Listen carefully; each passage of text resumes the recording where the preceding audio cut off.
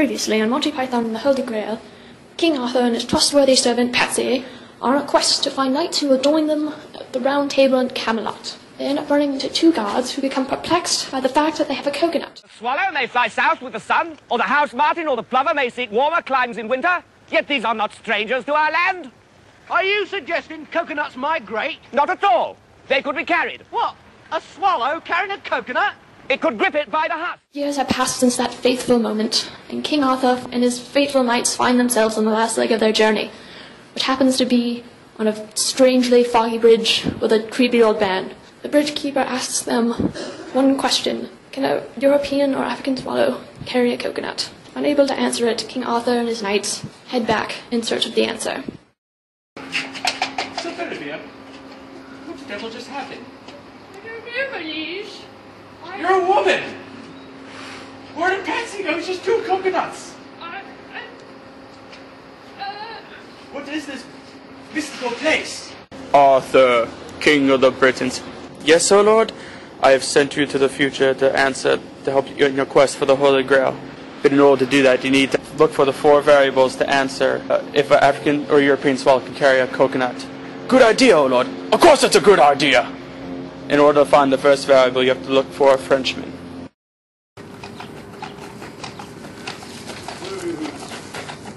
Hello? Who is it? Arthur, King of the Britons. I am charged by sacred quest with God to seek the Holy Grail. What do you want? We need to know that if a African or European swallow can carry a coconut. Well, no, I do not know that. But gravity is 9.8 meters per second, and distance of wing flap is 0.08 meters. How do you know that?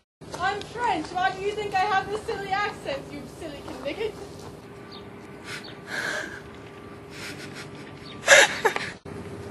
You stole my mustache!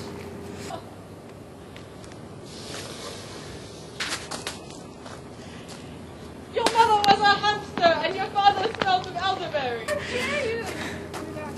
And that's why I believe the earth to be banana-shaped. Brilliant! Who goes there? Ah, you two gods, is there any information you can give us about those who are so knowledgeable in the way of swallows? Well, are we talking about African swallows or European swallows? Either or. There is a significant difference. It is a very significant difference. Okay, then European swallows, since that's native of these lands. Well, European swallows on average weigh about 20 grams, and a coconut weighs about 1,440 grams. How What? much beats per second? I think it's about 9 beats per second. Sounds about right. You see, I thought that their weight was 141 grams, and are we talking about the coconut being 453? Yes, 453, meaning that they had 43 beats per second, I believe, yes. That's just another possibility. That would be African, of course, right? No, I think that's still European. African swallows, I think they're 21 grams. 21 grams, with perhaps the same weight as a coconut, and 14 beats per second. That is quite a difference. It is quite a difference. But what if an eagle carried a coconut? Well, I feel like that would change everything. I know, it would change everything. What type of we're talking about a bear? Manish, by plugging in the numbers, for the first European set of numbers, since those cards were so...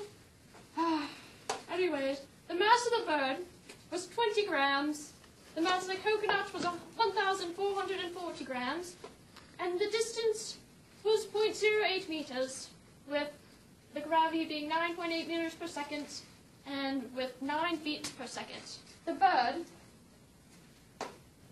is being kept up purely by the force of air resistance, which is being counteracted by the mass of the bird and the coconut and the gravity.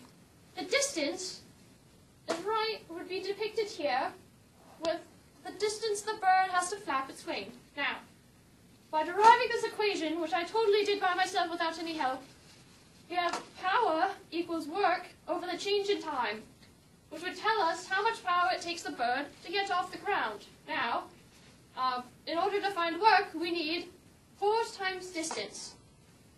which also equals the mass of the bird plus the mass of the coconut times the distance times gravity.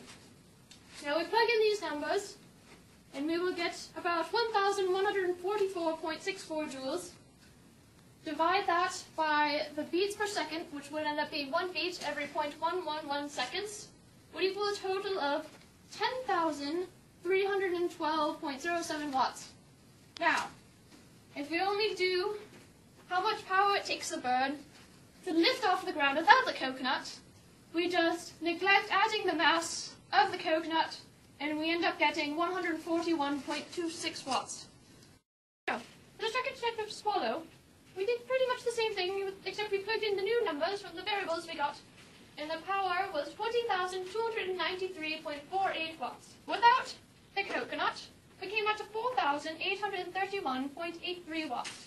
Finally, with an African swallow, we plug in the variables, and we get, with the coconut, 16,420.4 watts.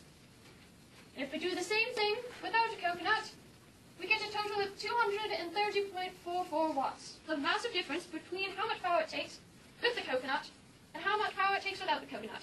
So the answer to the bridge keeper is no. Good day, old bridge keeper.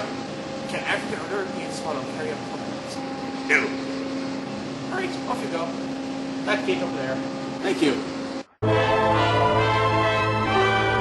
Holy Grail! Ah, so mwah, mwah, mwah.